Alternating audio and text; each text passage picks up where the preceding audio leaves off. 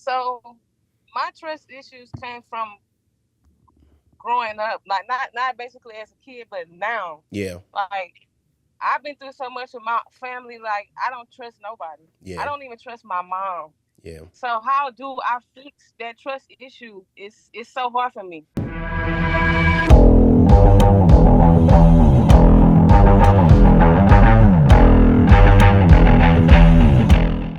Today's discussion, the Devo session, is kind of heavy. I ain't even hold you. I'm not gonna lie to you. It's a heavy.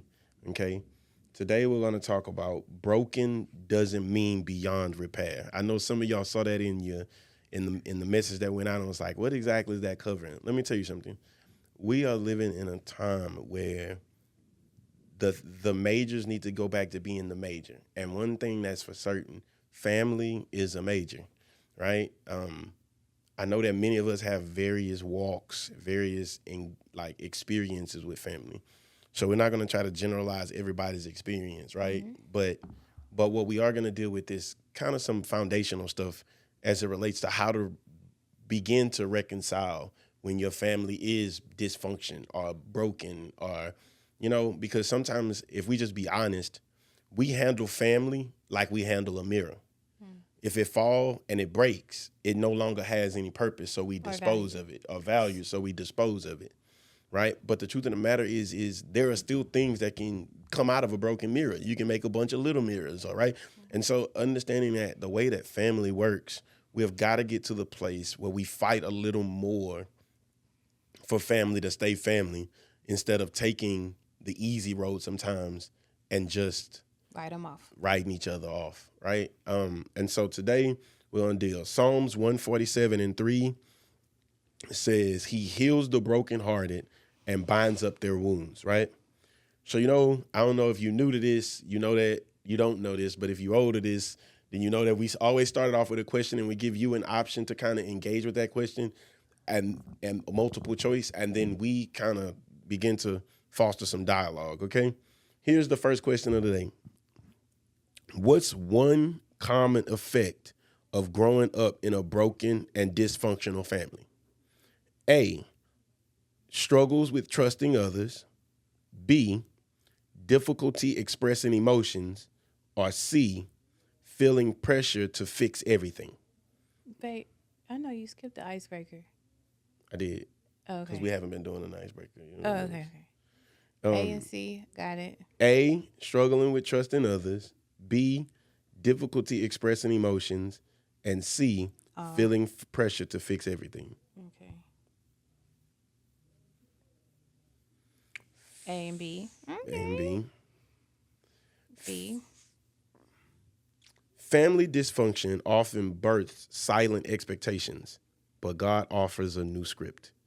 Okay, so let's just be honest. Let's deal with the three, right? Mm-hmm. A is struggles with trusting others. I'm not gonna lie to you. Some of us, the first place where we really learn how to engage with people is with family. Mm-hmm.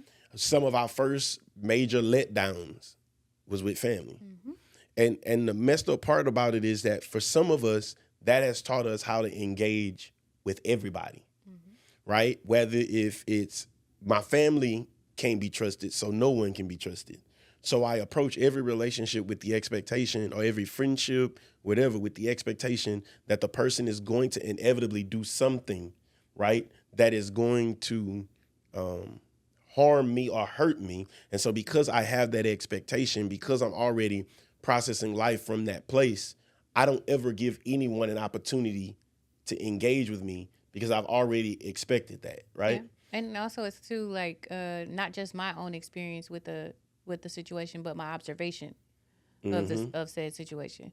My observation of the broken trust Yeah. experience from another family member. Because most of our ways that we respond to anything is learned behavior from in the home. Facts. So, who my mom, my dad, my sisters, and my brothers, whatever, were and experienced and responded to be. And that is where I develop my first instincts until I decide that I want to be different. And that's it's really cool because that really kind of segues us into B, which is difficulty expressing emotions. And I think me and you both can pull heavy from that one, right? Because We're very different. very different, but both similar in it was hard to express emotion. Yes. One of us is very silent when they become emotional. One of us. Yeah, and It's me. And the other one is very verbal Yes. when it's time to express an emotion, right? And if we be transparent or honest, a lot of that is rooted from what we experienced growing up, right? I'm laying the groundwork for that because I think that if we don't watch ourselves, we'll create a pattern in our lives that our children will inherit and our grandchildren will inherit, right? Because we haven't healed in a place. You know, the scripture for here is Romans 12:2. It says, do not conform to the patterns of this world, but be transformed by renewing of your mind. So to renew it means I have to, it used at one point or another, it had freshness to it, but life did something to alter it. Life did something to change it, right? And so now I need to bring my state of mind. I need to bring the way that I process information, the way that I communicate. I need to bring all of that to God. Brian, why are you saying that? Because this is a hard one, but I'm gonna be real with you. You ready? As God begins to heal you, God will teach you how to go back and begin to bring restoration to the thing that started that dysfunction or that disability in you. You know what I'm saying? And I think mine too was I was the baby. Like I'm used to everybody saying this is what you do, this is how you do, and following the pattern. And so it wasn't really it's like you know more, you've lived here longer, seniority type thing. And yours was more, you're the oldest.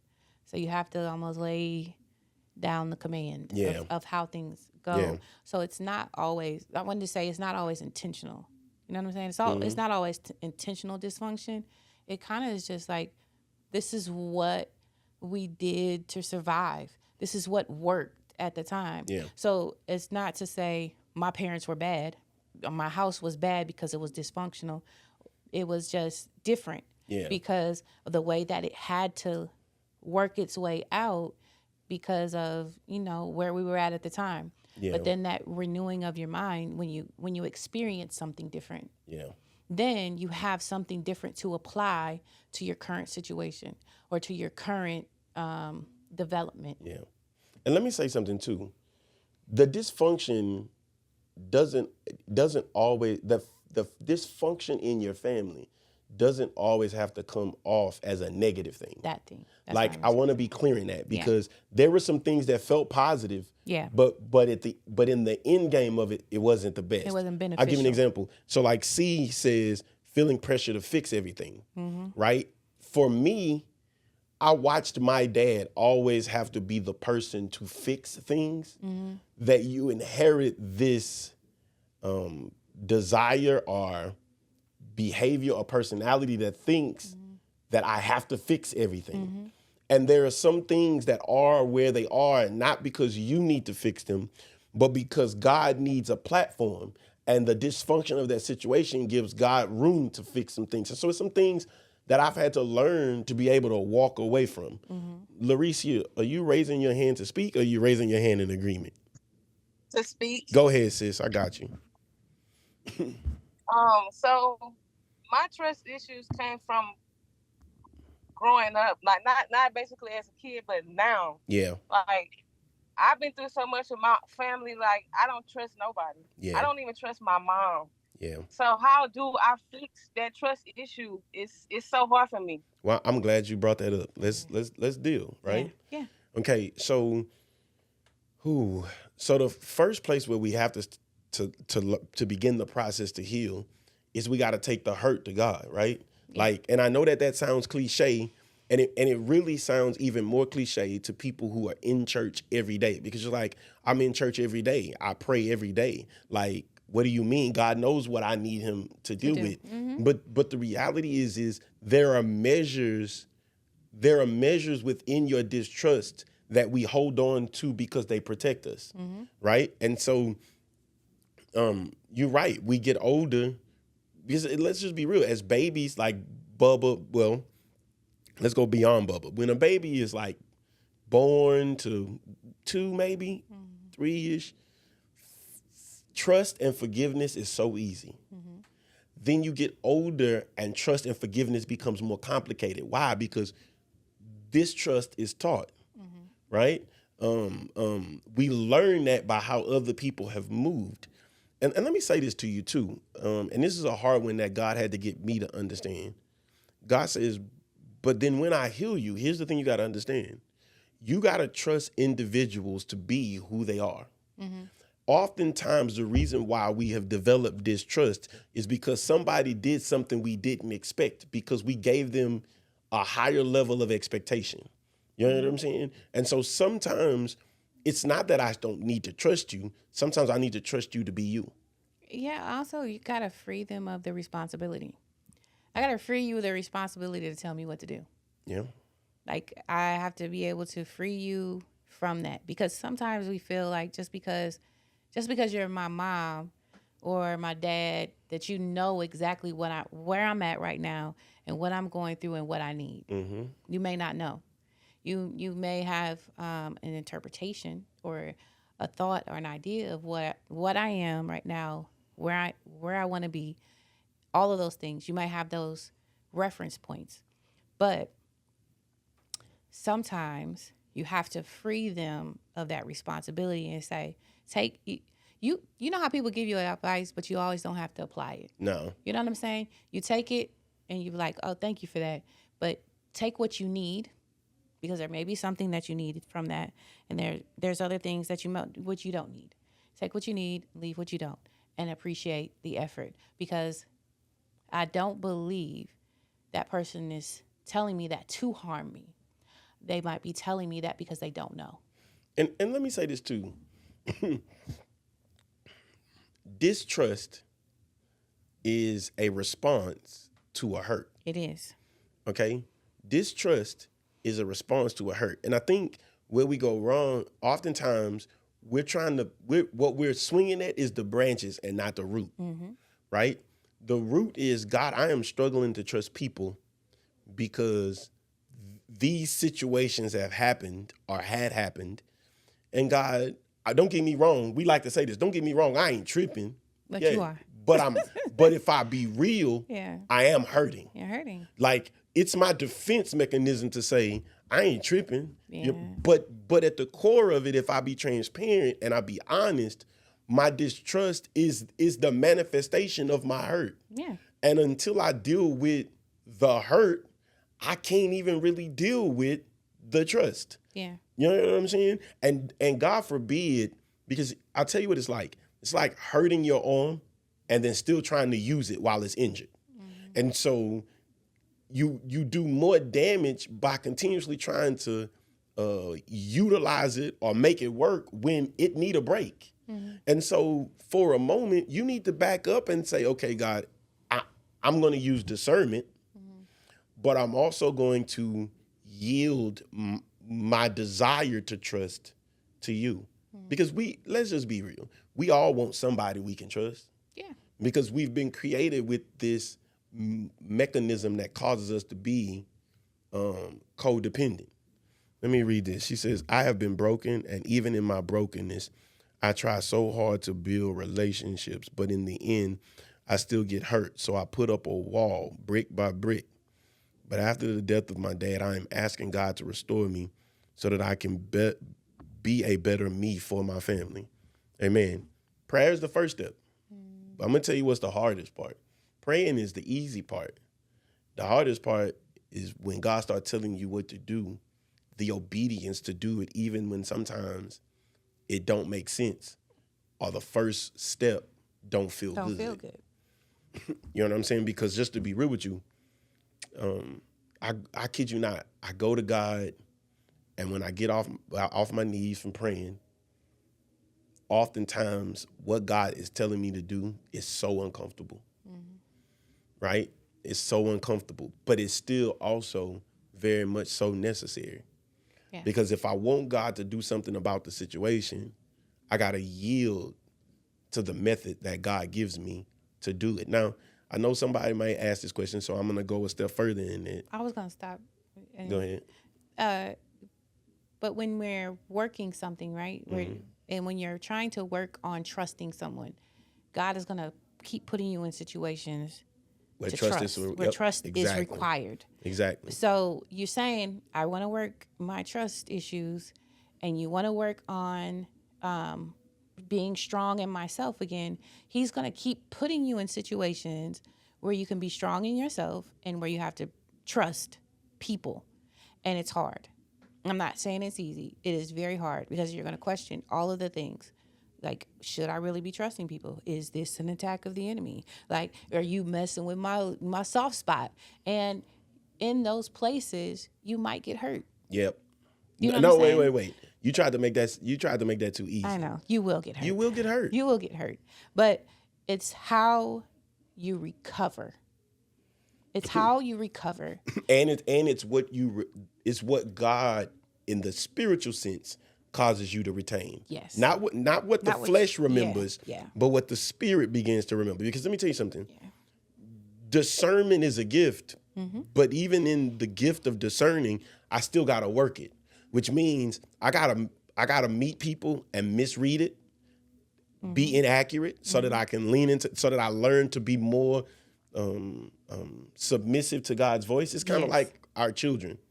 You know, when me and Vanessa first got married and we moved into the same house, Bubba and Bree, just using Bubba and Bree as an example, Bubba and Bree knew my voice.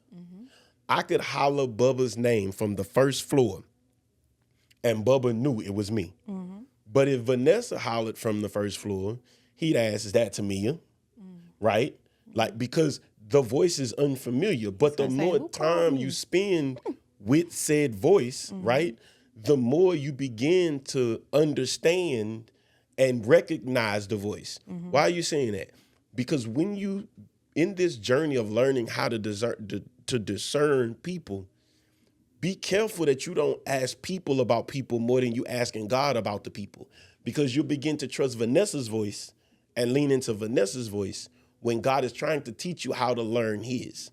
Yeah. And so as I learn the voice of God, I can walk into a room and say, walk into a room and say, God, and God can point out, don't go there, don't go there. Yes.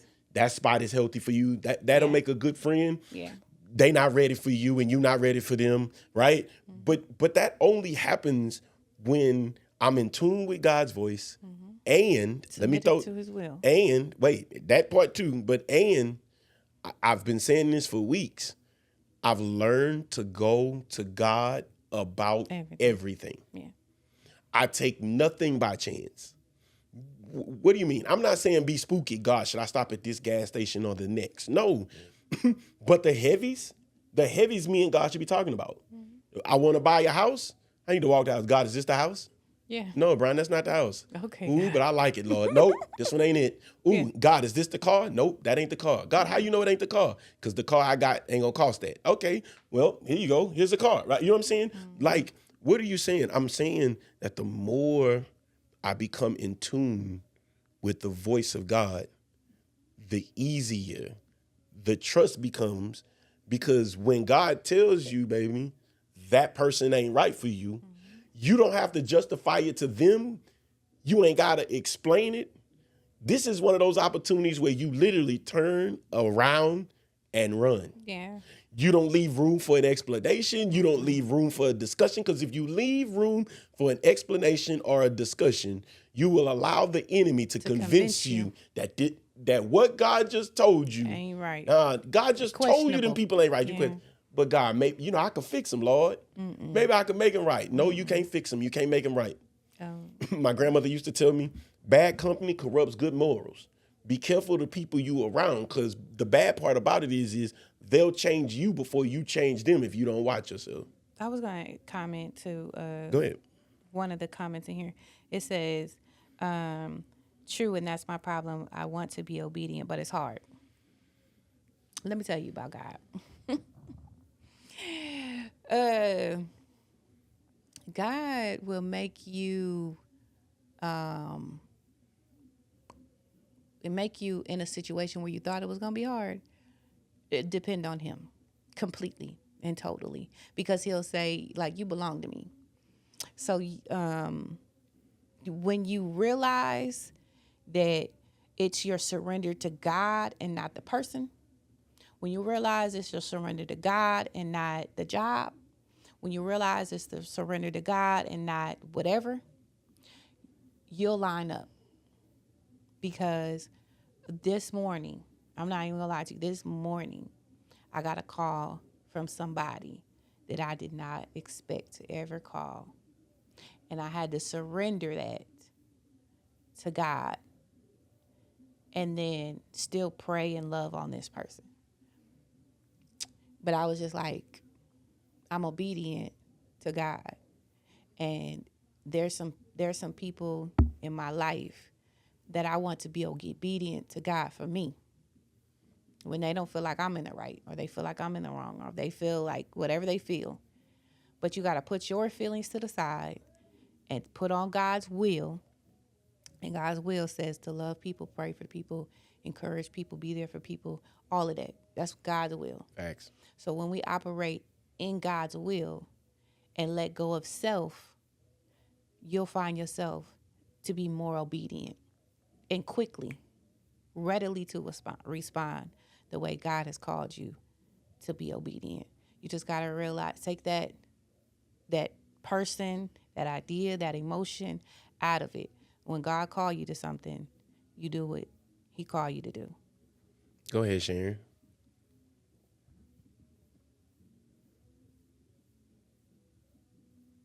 Hey, Hey. Hey. can I ask a question from the other side of this? Yeah, go ahead. Mm-hmm.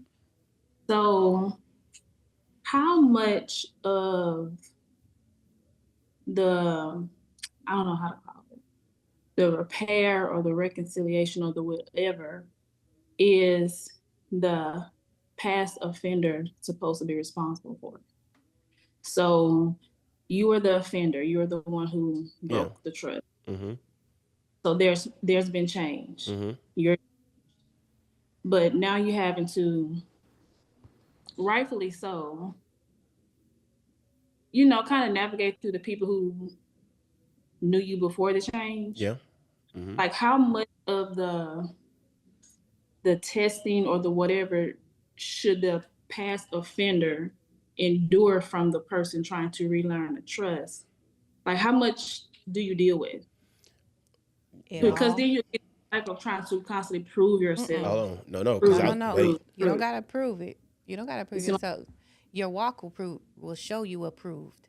Your change will show you approved. You're always gonna have naysayers.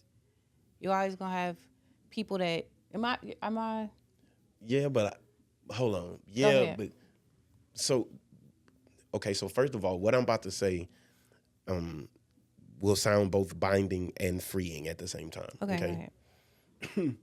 So first of all, you have to know whether or not you're called to go back across that bridge.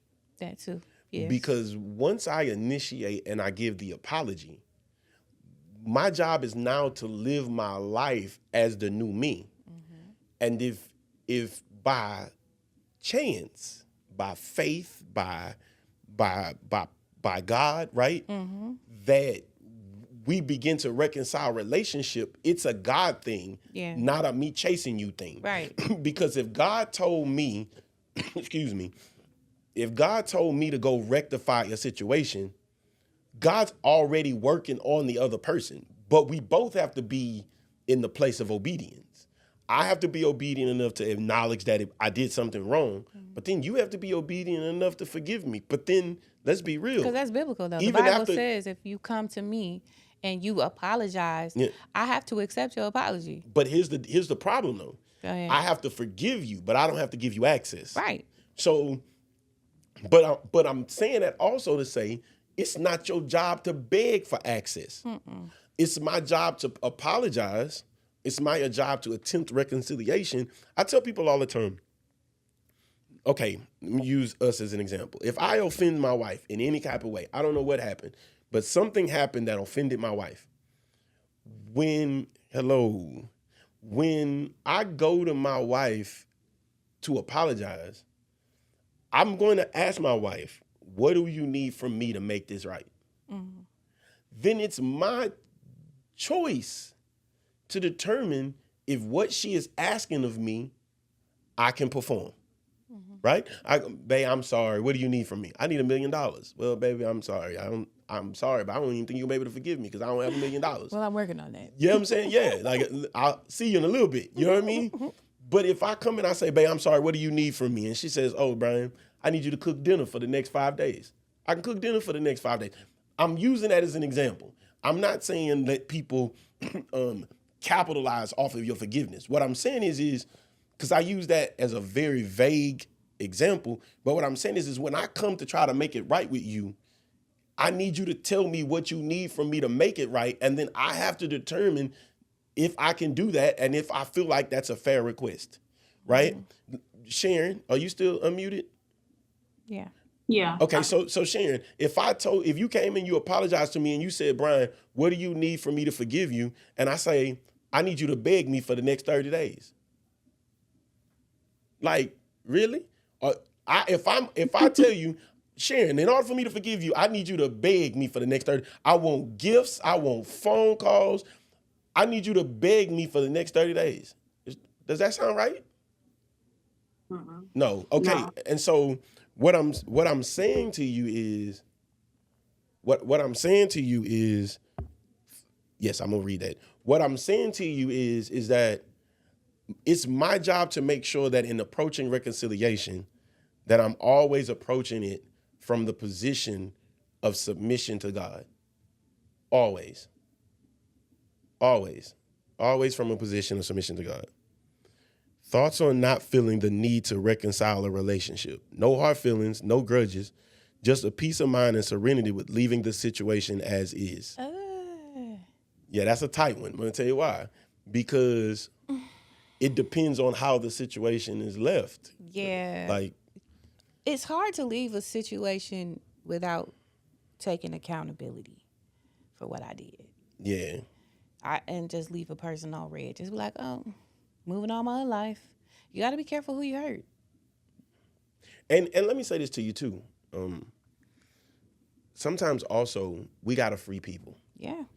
Even though we don't have no desire To be with them. to maintain a relationship, I need to free you. And I know you're saying free you like what?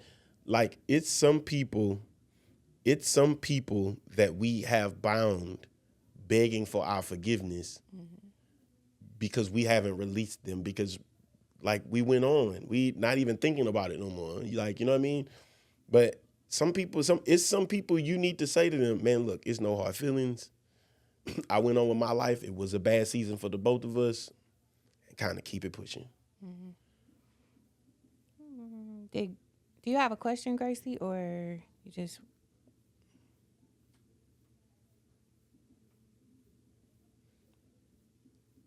Are they still on? Yeah, she's still on. Oh, okay. Okay. All right. Let's keep it moving. I guess we'll circle back to that if it comes up. Number 2. You ready? How do you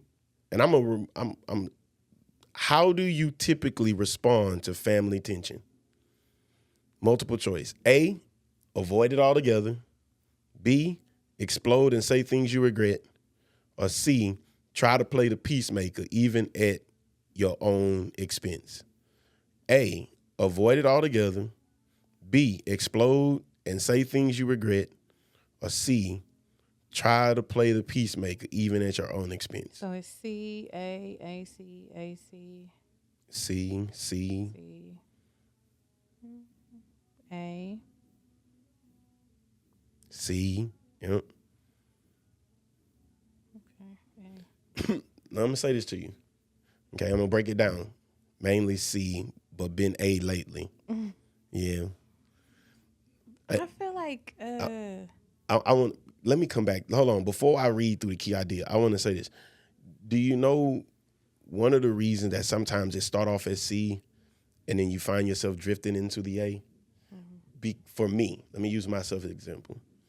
It's because sometimes even with the intent to play peacemaker, sometimes you become the target. And after enough times of being the target, after enough times I'm of telling you, being, that's what I was gonna say. See, I knew. like, man, after enough times of just like taking it, it's like, okay, I gotta stand up for myself. Yeah, I but gotta say and so something, then or I'm just gonna walk away. But here's the deal: you become A or B because even her, she said C, but lately A, right? I'm just using Brittany as an example. Yeah. It's because I only got two options. I can either address it or avoid it, Yeah. and sometimes I'm just tired of friendly fire. I'm tired of taking licks that don't belong to me, and so before you know it, you find yourself just Not like you, this your friend, and every time y'all get into something, you always like, oh, okay, my bad. Okay, my bad. We're not gonna be friends too much longer. No. Because I'm tired of saying on my bad, and you ain't never taken no accountability for any part that you have played in this activity. Okay, this is not chess; it's checkers. And let me say this to you. That's what I was about to say. All of this kind of led into the key idea, and here it is. How we respond to dysfunction often reveals where we need the healing.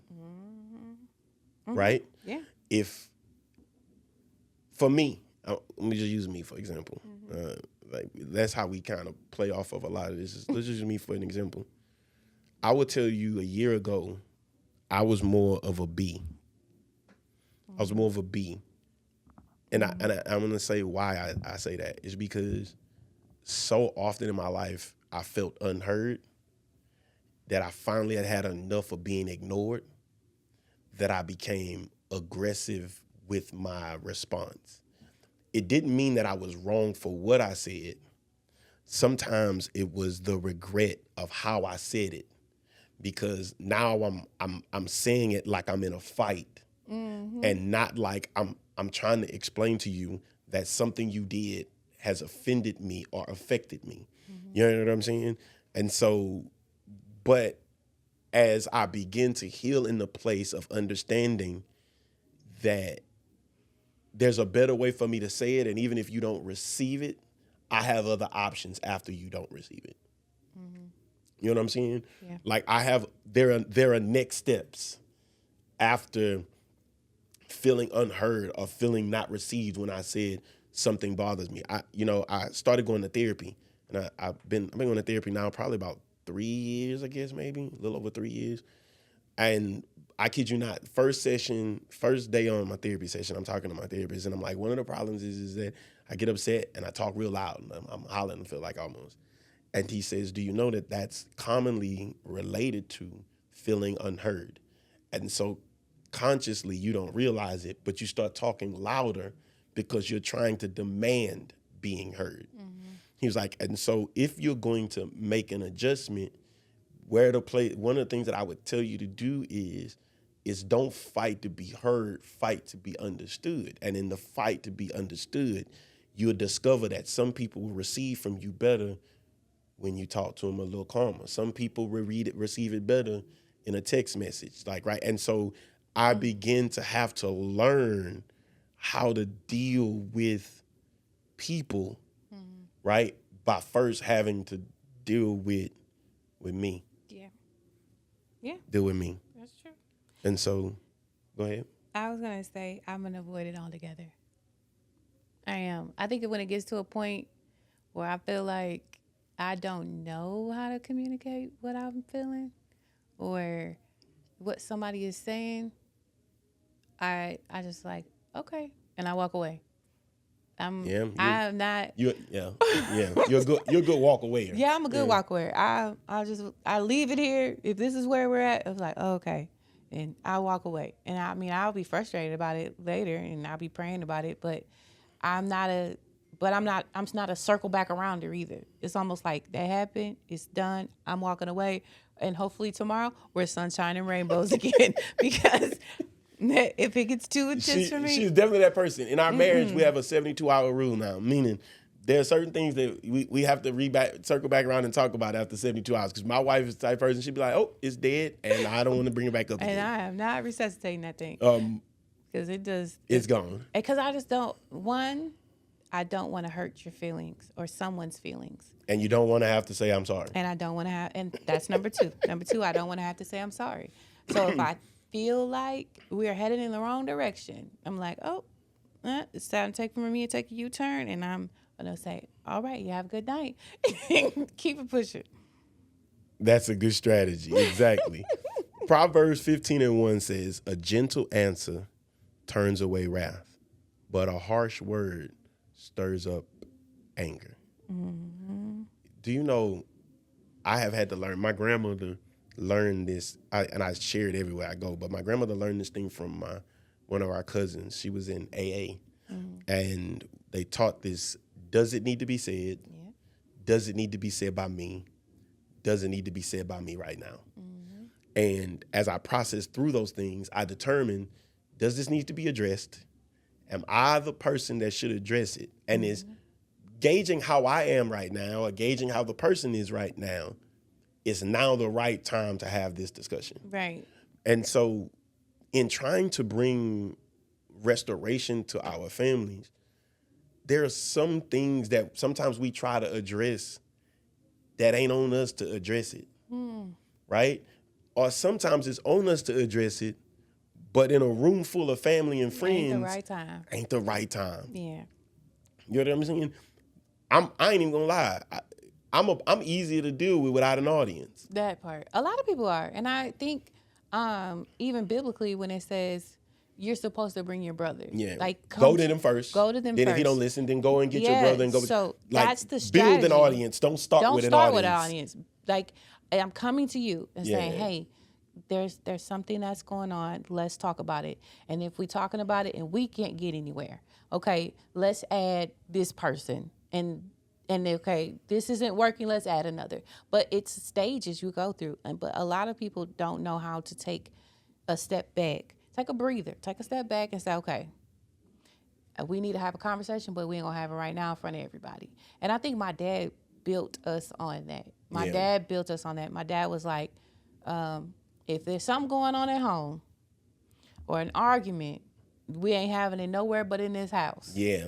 Like, what happens in this house stays in this house. No, and it's like, we don't go out to talk to nobody about it. That principle didn't make sense when you were a kid. Like, what you mean? What happens in this house stays in this house. But but the truth is without an audience, sometimes there are things that are a discussion away from being fixed. But an audience will instigate it, and before you know it, it has escalated to something bigger than it really ever had to be. Yeah. But that makes you then have to ask yourself the question: do I really want reconciliation? Do I really want peace? Right? And am I called in this situation to be the peace or be the catalyst for the peace? Right? There are some things that I done walked away from, like some discussions I walked away from that was for the betterment. And if I be honest, because my discernment wasn't all that it should have been, there's some things that I didn't fight that I should have fought. Yeah. You know what I mean? And so it's learning to really trust God in everything and not in some of the things. You know what I mean? Let's just all be honest on the call. We all can honestly say that there's a relationship we wish we would have handled better. Yeah. You know what I'm saying? There is a relationship in our life I wish I would have handled better. But I handled it the way that I handled it because in the season when it approached me, I was a different person. And now because I'm the person I am today, I want to make peace for it that season. But can I be honest? Even after I make peace, there's still not a guarantee that it'll restore it back to what it once was. And you got to be able to live with what it is, not the desire for it to be what it used to be, because there's a possibility that it'll never be what it used to be. But if you work it right, it could be better than what it used to be because it has been through something. It has been tried. It has been tested. It's almost like a broken bone, right? Yeah. So in high school, I broke my wrist.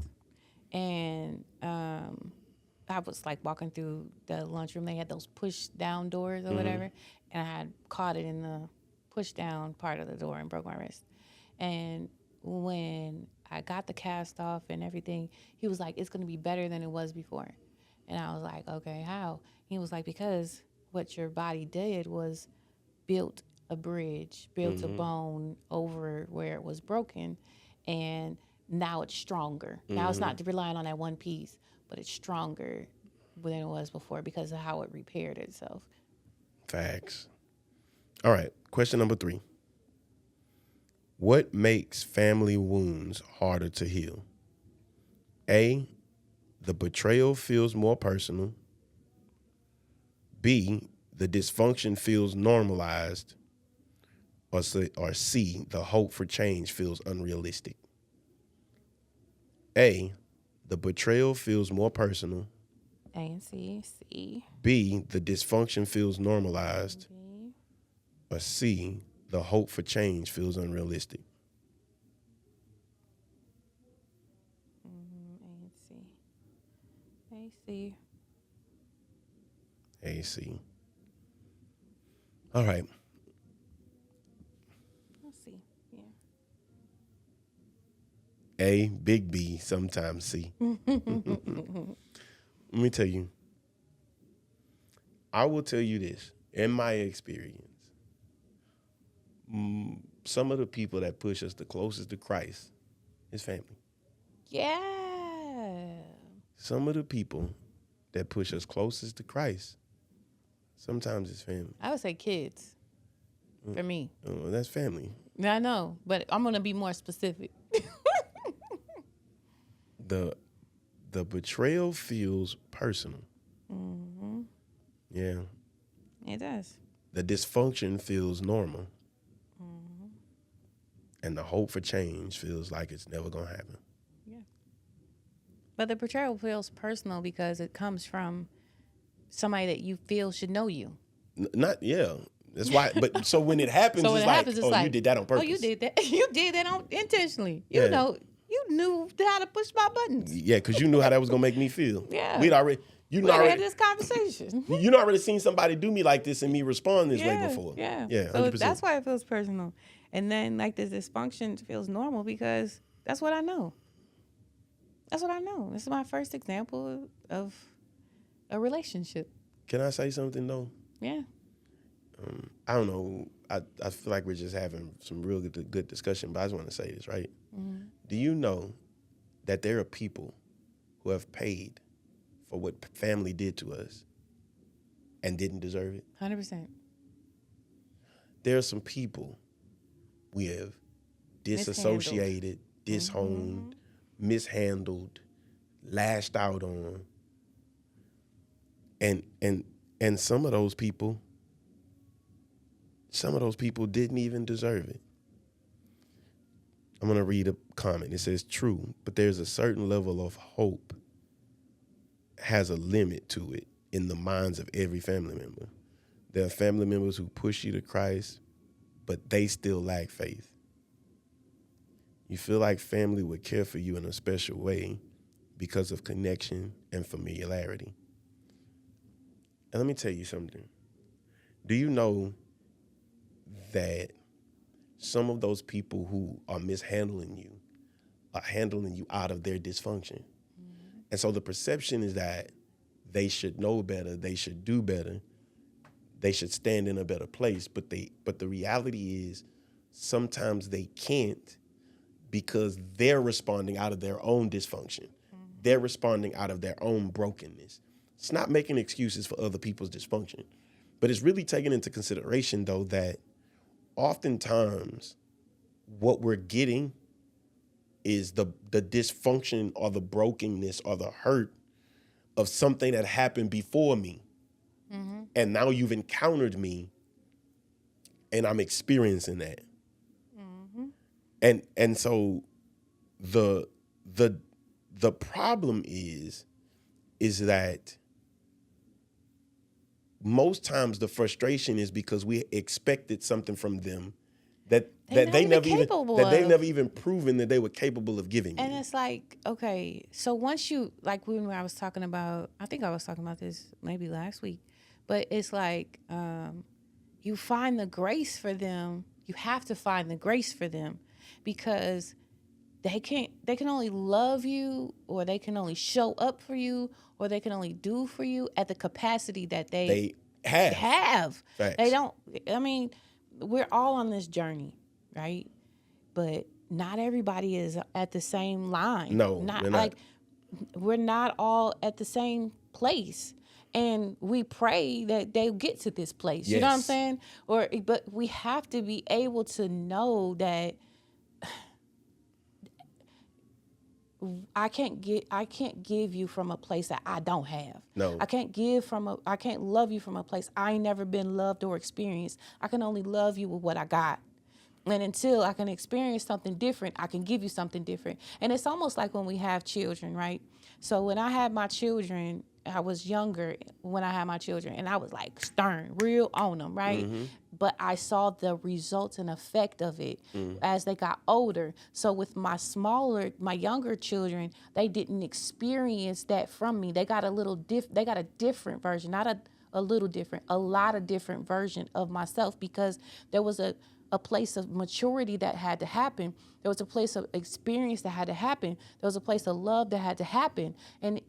And I can go back and apologize to them, saying, yeah, I didn't have it then to give to you, but because it wasn't in me. I gave you what I had. Yeah. And then you have to be knowledgeable enough to go back and apologize. Yeah. I could have did that differently. And where I missed, I apologize, but that's all I got to give you. Yeah. And I can love you differently now. You know what I'm saying? Yeah. Now that I've experienced a little bit more, I've matured a little bit more, and I've seen the results of what I tried first didn't work. Yeah. Yeah. And let me tell you something too. It's crazy too, because we want people to change. Yeah.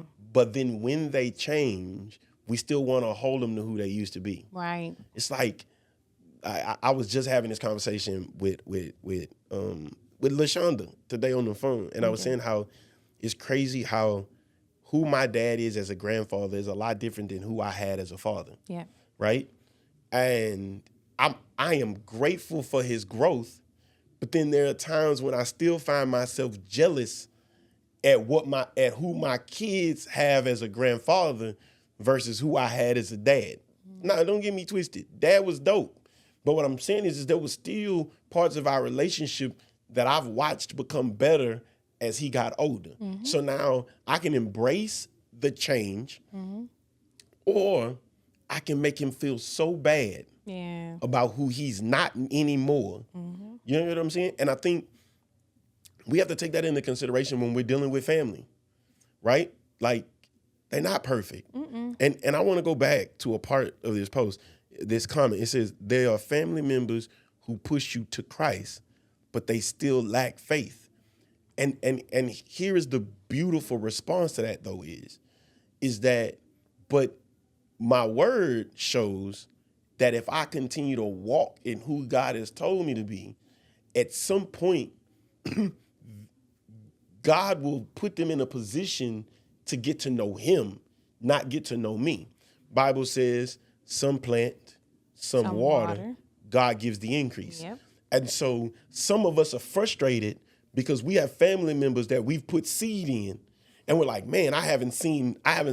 God says, but the season for the watering hasn't happened yet, right? They're gonna meet people who's gonna water what God has allowed you to sow into their lives, whether it's through verbal or through lifestyle. And then God begins to formulate the increase. And when the increase happens, celebrate the growth. Yeah. I think we do a horrible job of celebrating people's growth. Yes. Especially when your immaturity affected me. Yeah. It's almost like our children, right? We're pouring and pouring and pouring and pouring into our children, but then magically they hear one day from this person the exact same thing that I've been telling them, and it's like, oh, it clicked, but instead of celebrating, you be like, I told you that. I've been told you time. that. Yeah. And now you listening to this person and you finally get it, but it don't matter. I'm glad you Let's got celebrate it. you got Let's it. celebrate you got it. Let's Let's celebrate that celebrate it's you got in it. there. Yes. Because let God get the glory. It don't have to be from me. You know what I'm saying? The glory Yes. don't belong to me. Yes. Let me do my part, God. As long as I show up and do my part, I need you to do the rest. And I don't have to have no credit at all. I just wanted to the glory be given back to you, the honor, the praise given back to you, because you moved through me to say what I needed to say. You moved through somebody else to say what they needed to say, and now my child got it. And I know my child will go to heaven. You know what I'm saying? And they'll reap the benefits of what God has bestowed into them. And let me tell you something too, else, right?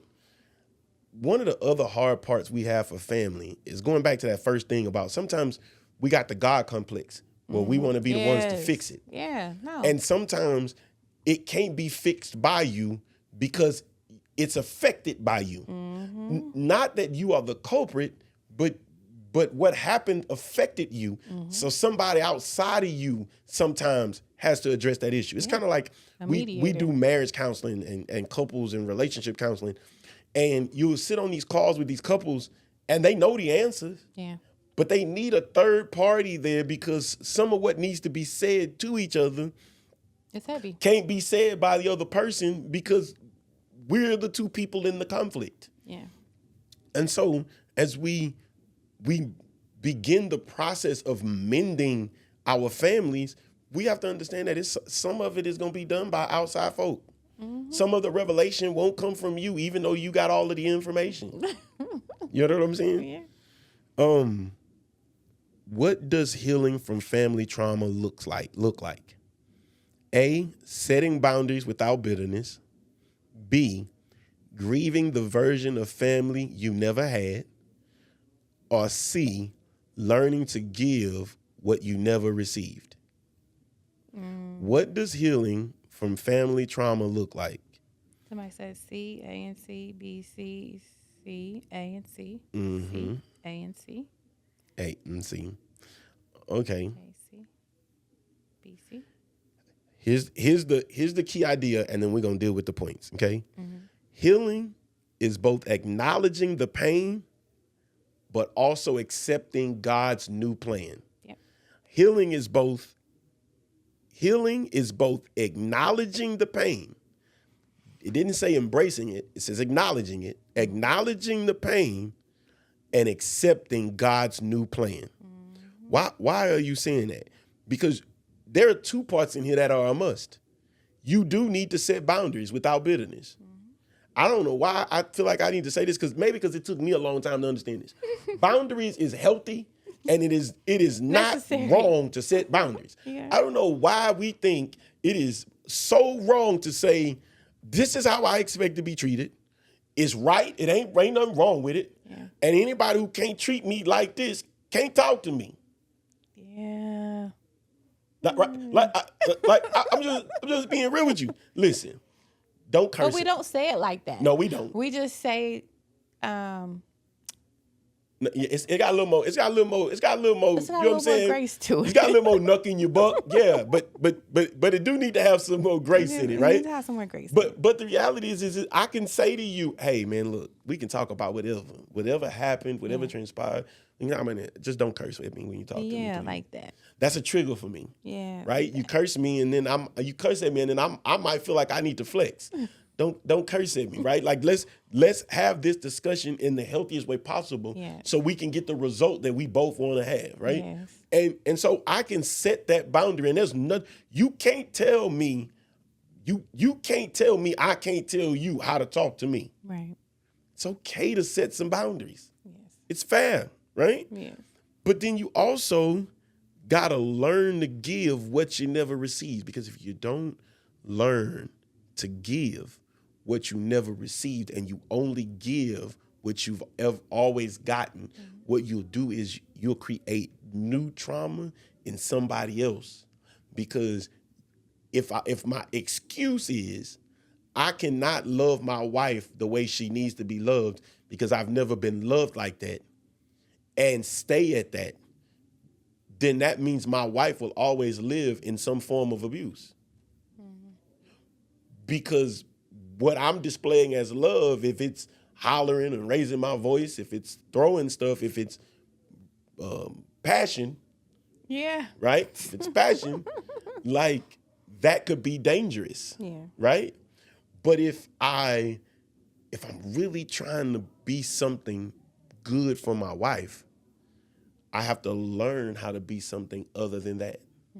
If all I ever did was saw my dad and my mom fight and argue, and my dad, put his hands on my mom, which didn't happen, but I'm saying if that's all I ever saw, and then I go and try to be with somebody, my perception is that that's normal. And so I implement that in my relationship. So now I'm repeating a traumatic experience now with somebody who don't have that experience. Yeah. So if we're really going to operate in the intentions of being whole, right? I got to learn to do some stuff I ain't never done before. I got to learn to do some things in ways I've never done it before. I got to learn to say some stuff the way I ain't never said it before. And now I got a question. Go So ahead. as you're learning to do that, are you grieving yet? Say that again? As you're learning to do that, the stuff that you've never done before, are you grieving that you didn't have it? Honestly, okay, let's be transparent about us, right? Yeah. In this situation, no. No, I'm not, because my blood pressure is at a normal regulated place. My blood pressure at a normal regulated place. I have a safe place to come home to. You know what I'm saying? Like we talk about everything. Yeah. I feel heard. So I don't feel like I have to beat my chest. So much so, it's kind of a crazy question, because on the flip side, there is probably some grief there. Because just to be honest, I be having conversations with people, and sometimes I can't tell if they angry or not, because they talking real loud.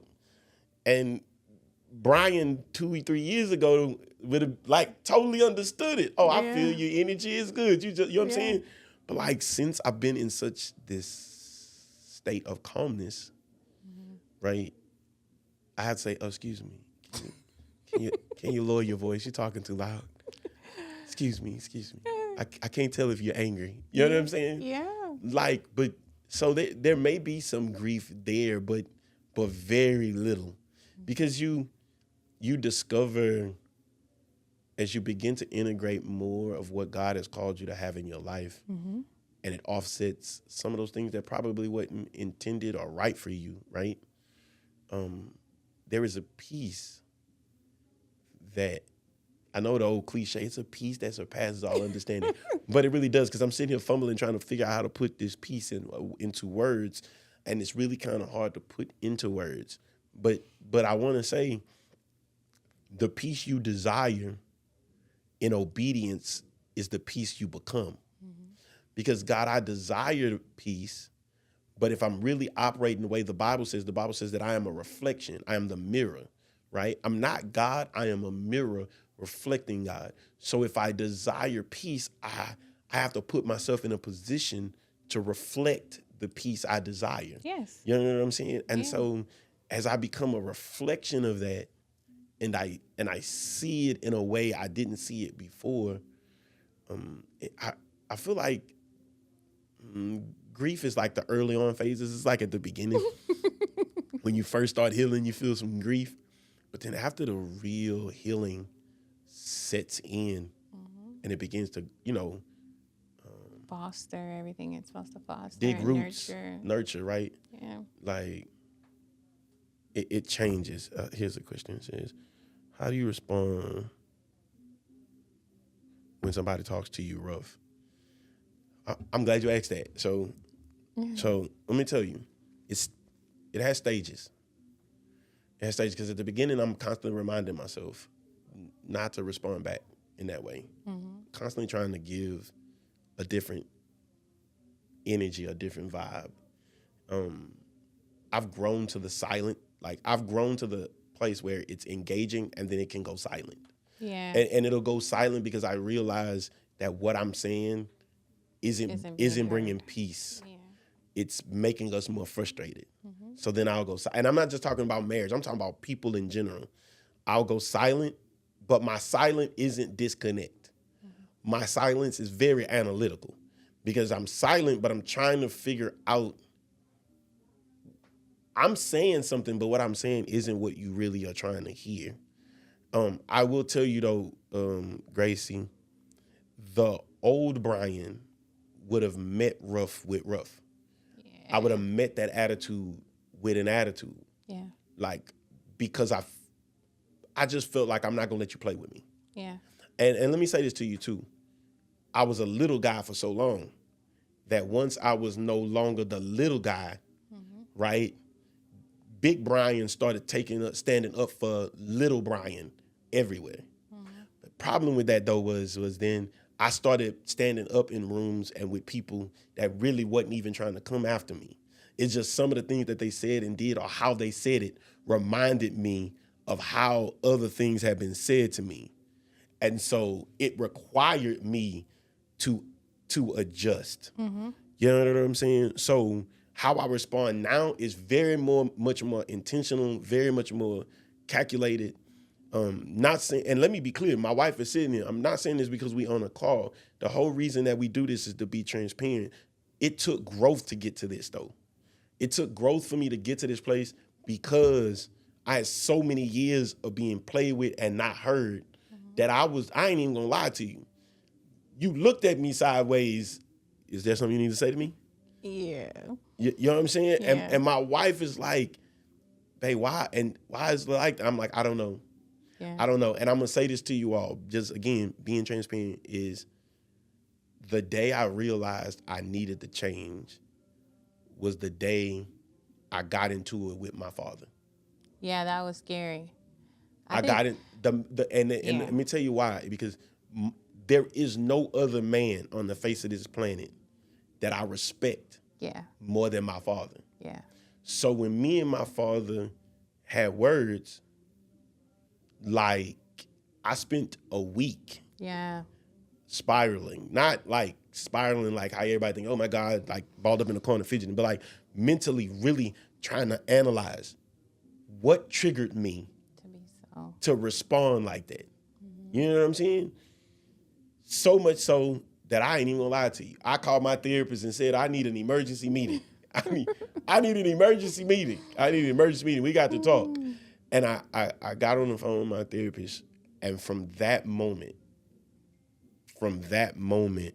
moving forward, I realized that there were some places in my life that I was still hurting from. That's what it was. That grown Brian Yeah. was still fighting, again I say, to defend 13, 14, 15, 16, 17-year-old Brian. Yeah. And so I had to deal with the root. Yeah.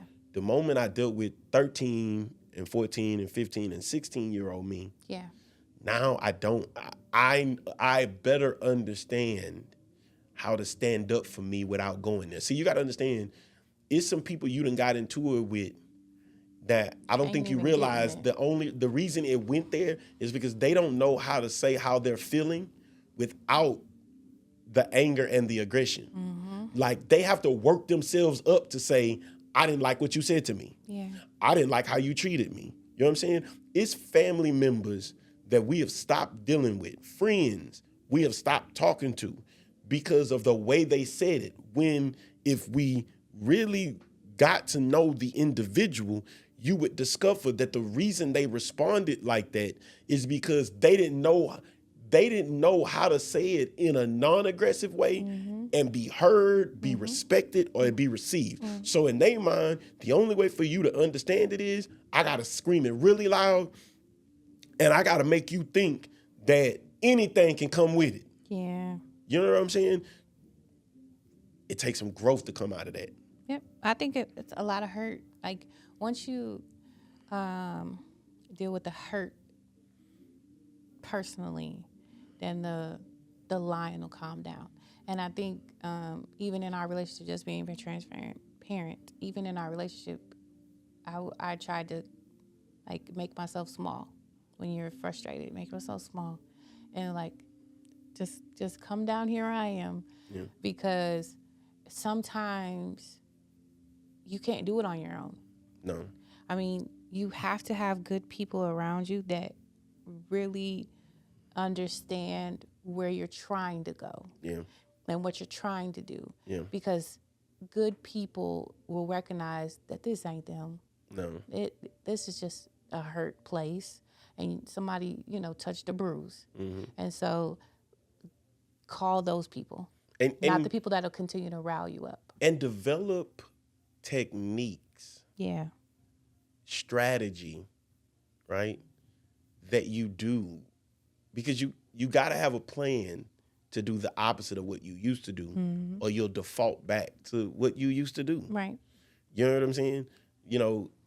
Let me be clear, because we have not had like a crazy fallout. Like, you know what I'm saying? But both of us are wired in a way that don't happen. My wife gonna go silent and I'm gonna start walking. Yeah.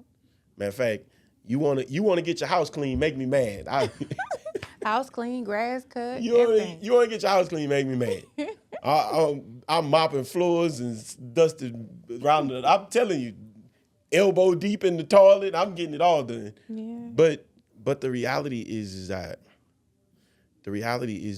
we have to begin. Man, listen, I know it's time for us to be wrapping it up, but I want to say something to you. We have to stop making excuses for not becoming better. Right. That point. Let me say this again. We have to stop making excuses for not becoming better. That's the first step to becoming better. Oftentimes we don't change because we make excuses for reasons to stay the way we are. Listen, you can't tell me you love me. Do something that's toxic. I'm not saying don't wear those jeans because I don't like those jeans. I'm saying something that's toxic, that's affecting me, right?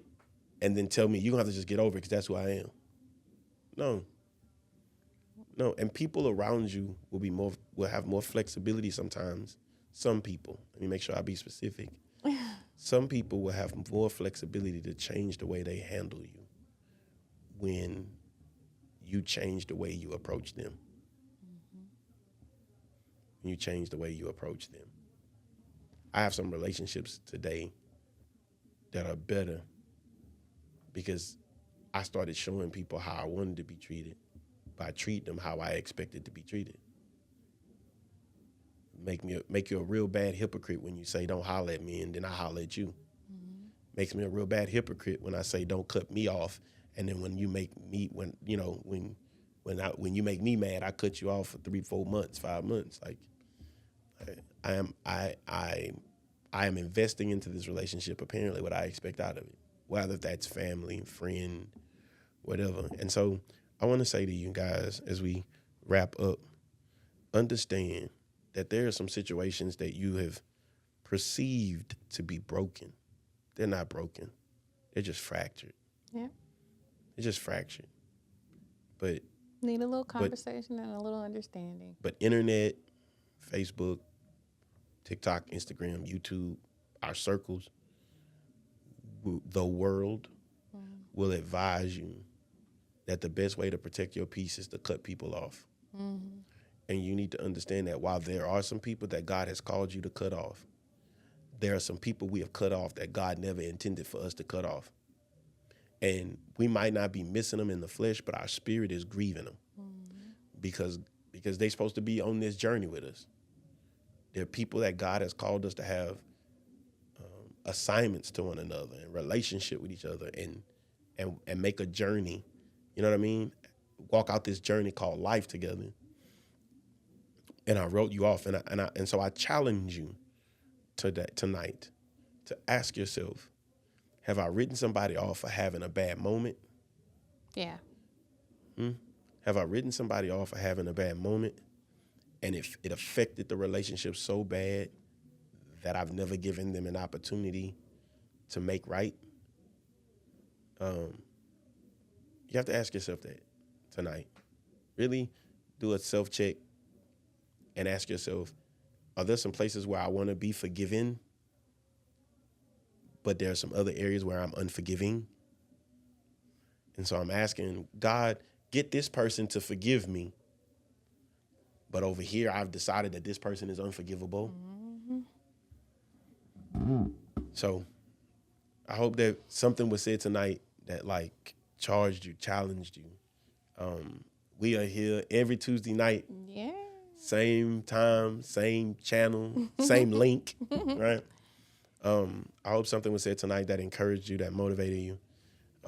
We could probably stay on another 30 minutes, but we actually have another engagement right after this one. So I'm going to pray for you all before Can we do a reminder real quick? Go ahead. Reminder, if you guys have any questions you want to talk about at the event, At the next after at service. the next after service, reach out to me and Brian, and we'll try to put those on the schedule to talk about. Yes. So, And not let me say too, while she's saying it, not just that. If that's any of those, if any of you are receiving text messages from us, next week I'm gonna start texting from a separate number, so it'll be different. But for now, if you have things that you would like to hear on calls like tonight, like shoot those to us in text messages, so that we can start putting some information together around it, that we can start having some of those discussions as well as the ones that you need to have. Right now, we are definitely going by what the Holy Spirit kind of tells us to do, but this is a community, not just a online us. thing that we just throw up here. So, right. so most definitely, as I pray to dismiss, I ask that you in the chat, if you have something that you would like us to pray about, that you would put it in the chat. Yeah, and also like if you have our numbers, if you have something you want us to pray about for you, you could text us and we'll pray about those things for you. 100%. Because sometimes you might not want to put them up on here, and that's fine. But me and him will go to bat for you. 100%. 100%. With any situation that you have going on. 100%.